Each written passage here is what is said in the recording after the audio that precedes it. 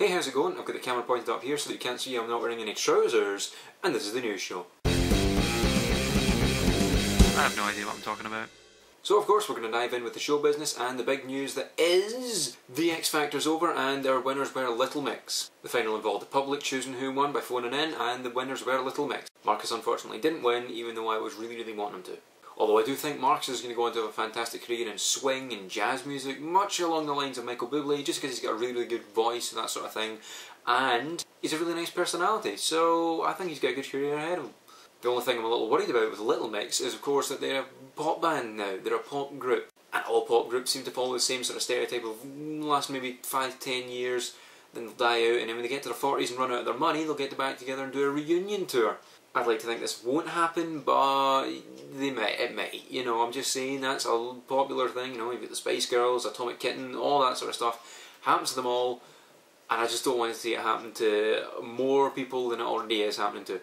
So that's show business, pretty much actually. Except from one little thing, that Michael Jackson's house that he was renting out while he was rehearsing for the This Is It comeback tour thing.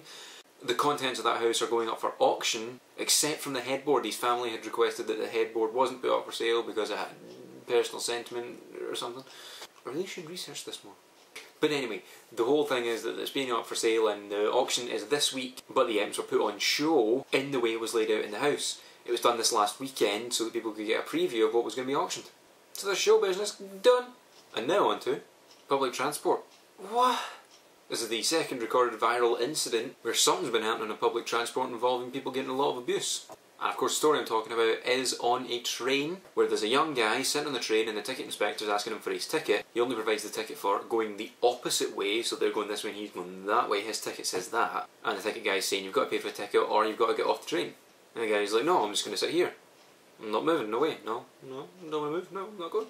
And the ticket inspector's like, yo dude, get off the train, I'm getting paid for this shit. And then up comes the big man. The big man walks up and goes, is there a problem here? And the wee guy gets, poof, chucked off the train with some serious force actually. So there is of course a little controversy surrounding the situation given that it was another member of the public standing up to do it, not the ticket inspector himself chucking them off the train. But at the same time, you've got a guy physically harming someone for no reason, for no personal reason. He's just jumping into an argument that he wasn't involved in the first place and he was causing harm to someone else. But at the same time, the guy was being a douchebag, so yeah, it's a bit of a grey area. But other countries must be looking at like the British public transport system and just being like, what the fuck, can these people not do it? What's the problem? It's because this country's a joke though, it is. It's just everyone else looks at us and goes, like a Britain.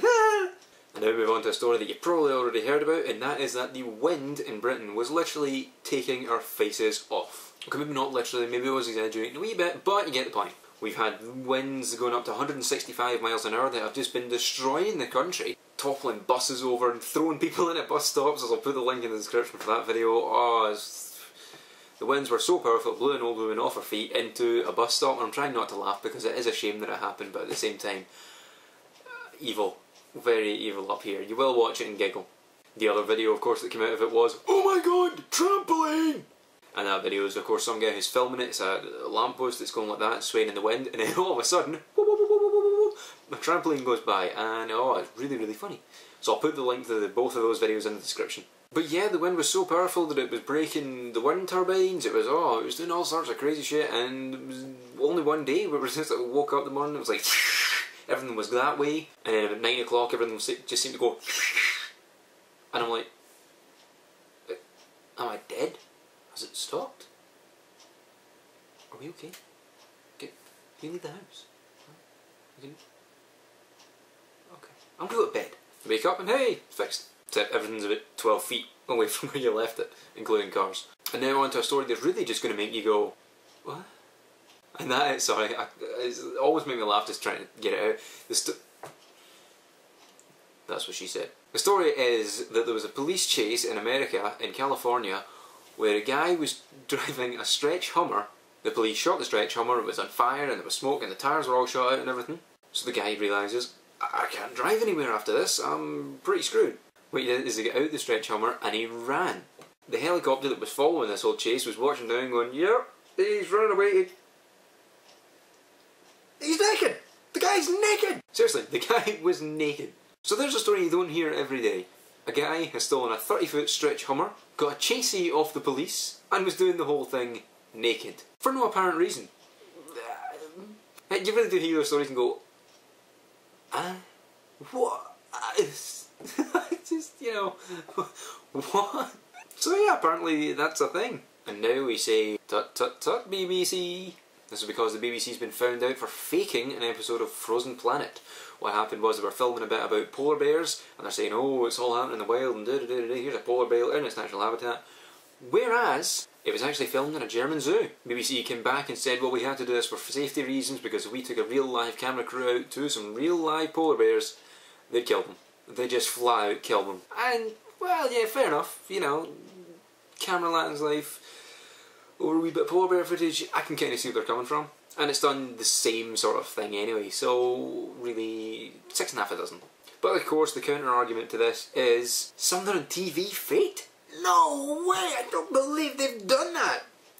You know, it happens all the time. Just because these guys happen to get caught, it does happen quite a lot, but sometimes it's just not revealed. And people don't seem to bother, the ones that aren't found out, so just pretend you didn't see it, if you're really that bothered by it. I mean, I know it's misleading the public, etc, etc, but as I said earlier, you know, would you rather have a camera crew killed for trying to get the same length of footage, which probably, I can imagine, was about 3 seconds or something like that, 3 to 10 seconds. So that's all for today. I just want to give you a few personal updates, and that is that I've set up a Facebook page for this profile, and just my whole YouTube goings on in general. If you want to check it out, I'll put the link in the description below, where you can check out all the things that are going on. I'll put up all my videos on that page, so that if I'm friends with you on Facebook, etc, etc, I won't be spamming your newsfeed. If you like this page, then you'll get to see it. And just so that everything's all in one place, and if anyone wants to get in contact with me, you can do it on there, message me on there, post on the wall, do what you want, just it's there because I felt I should make one.